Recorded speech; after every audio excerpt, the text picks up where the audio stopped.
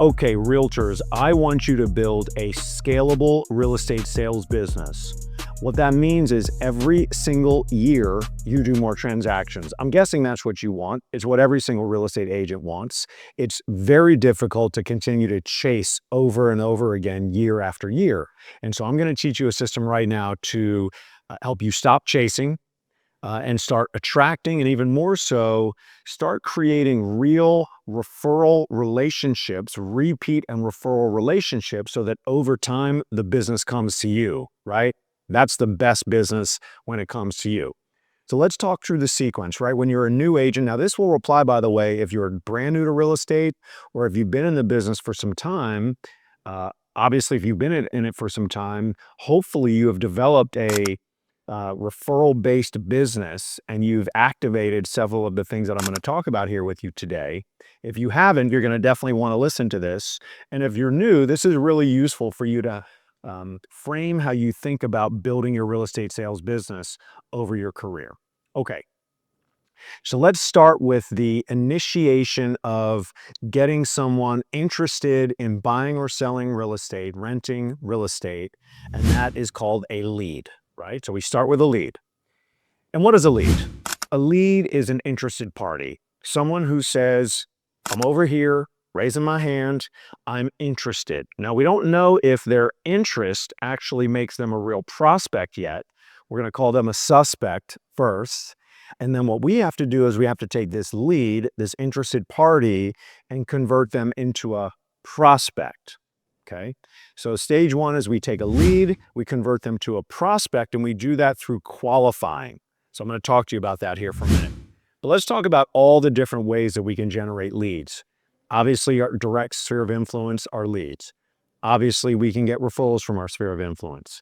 You go out into the world, you meet people, you network, and you can get direct customers that way. You can also get referrals from people you meet by being out in the world. Open houses, direct outbound prospecting to motivated targets that own homes is a great way, one of my favorites. Geographic farming, you could have referral partners like I mentioned, or you can market for them, right? So in general, and marketing is either unpaid or paid. I've shot many videos on those distinctions. So you've gotten a lead, but you don't know if that lead is a qualified lead or otherwise called a prospect. And so what we're going to do is we're going to take them from a lead to a prospect through a qualifying conversation. And this is the general qualifying conversation that I want you to have. And I've taught a 5-part framework that every conversation should include. I'll quickly refresh you on that. First, you either open, define, establish, or reopen, redefine, or reestablish a relationship. How do you relate to each other? The second is you build some connection, like commonalities. You build some real connection. People like to do business with people that they like, people that they feel like are them. And so you want to build that genuine connection based on something authentic. Third is you qualify. I'm going to walk you through the qualifying questions now. After you've qualified to determine if you have a real bona fide prospect that is a high probability use of your time. Of course, in real estate, all we have is our time. We must always be sizing up the probability of a paycheck. Okay, we don't want to run around with the wrong people only to waste our time and have nothing to show for it. We're going to, like I said, qualify. We make a game plan, and then we close for the next step. And by closing, that means we specifically define and schedule the next step. A lot of agents leave that on the table. They don't do that very well. By presuming you've done the qualifying, now you got a prospect. Okay, fine. So what's next?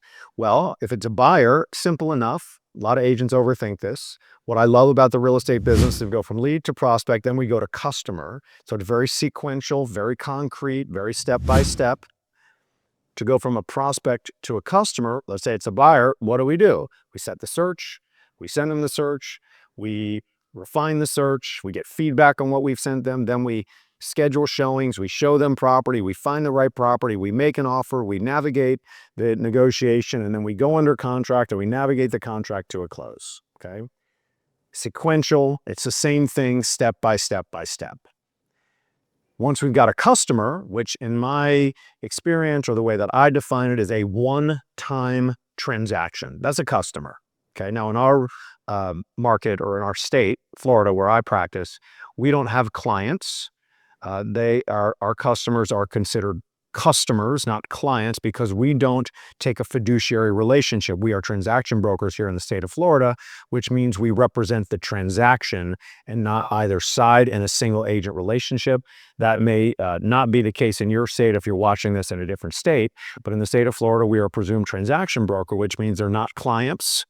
We have to be careful about using the word client.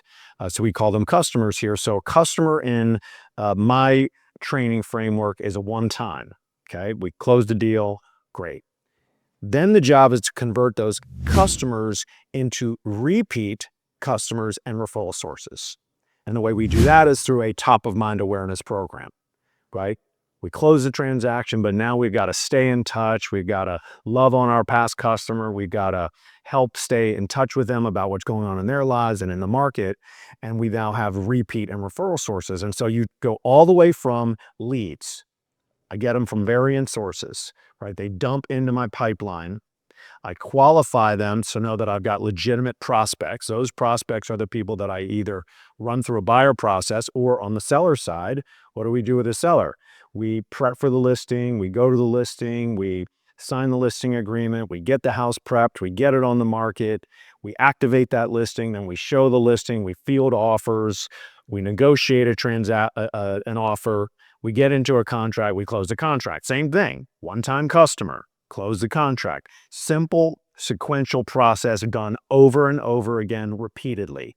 That's one of the things I love most about the real estate business, is that it is a duplicatable and repeatable process. And the better you get at that process of moving from lead to prospect to customer to repeat and referral source, the more referral and repeat sources you're going to have, which means business is going to start coming to you more effortlessly. And the leads you're getting will be of higher quality, because now they're not random strangers that are finding you online, or you're not buying leads from Zillow or Realtor or Homes or whatever we might be doing out there.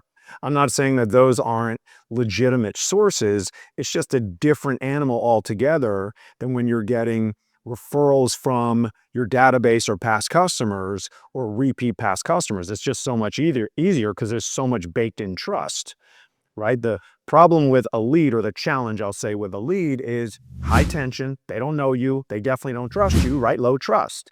And your job as a salesperson is to shift that, bring down the tension.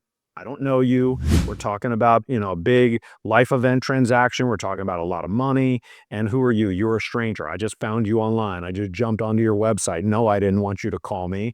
Now you're calling me. You're intruding on my life. And you've got to be really capable conversationally so that you can break through that high tension and low trust environment. And that's why in the beginning of your business, it's harder, right? Because you haven't validated yourself yet to your database and the people that you know. And unfortunately, I've also found agents that are experienced in the business, they don't do a great job of nurturing the repeat and referral source past customers that they have.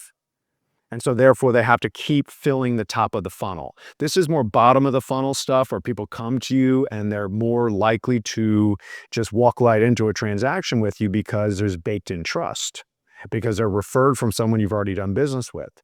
They're repeating because you've already done business with them. And so I want you to think about this framework, right? Write this out for yourself. Lead, we qualify to a prospect. We process through the steps to get them into a transaction and a closing, whether it be a buyer or a seller.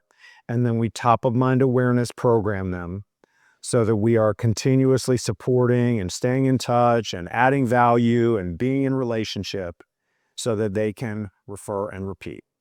I promise you that if you do that with intention, with clarity, and with a system, okay, the system is what matters, right? We don't rise to the level of our goals. We fall to the level of our systems. One of my favorite quotes by James Clear, Atomic Habits. If you haven't read it, I strongly encourage you to do that. You got to have a system, man. You got to have a system for generating the leads, a system for qualifying, a system for going through buyer and seller, and a system for generating repeat and referral source business. Okay, I wanted to give you a simple framework here today that anyone in the real estate sales business can use, whether you're already using this or not. I hope you are. My objective every time I share content is to help simplify the life of a real estate agent so that you can generate more transactions and live a higher quality of life. I hope this was helpful. Keep watching, more to come.